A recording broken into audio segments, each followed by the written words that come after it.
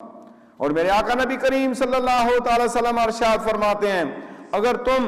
گناہوں کا ارتکاب کرو یہاں تک کہ وہ آسمان تک پہنچ جائے تمہارے گناہ، پھر تم نادم شرمندہ ہو کر توبہ کرو اور سچی توبہ کرو، اللہ تعالیٰ تمہاری توبہ قبول فرما لے گا۔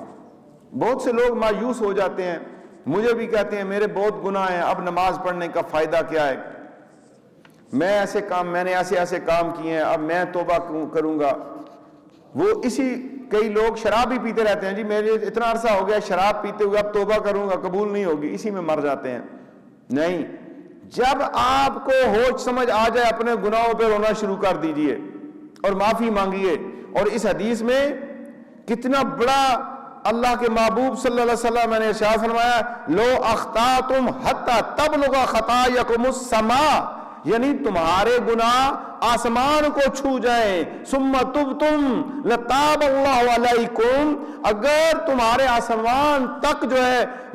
گناہ اس سے پے در پہ جاتے ہوئے ٹچ کر جائیں، ثم تبتم لتاب اللہ علیکم، اس کے باوجود اللہ تمہارے گناہ معاف کر دے گا جب تم توبہ کرو گے۔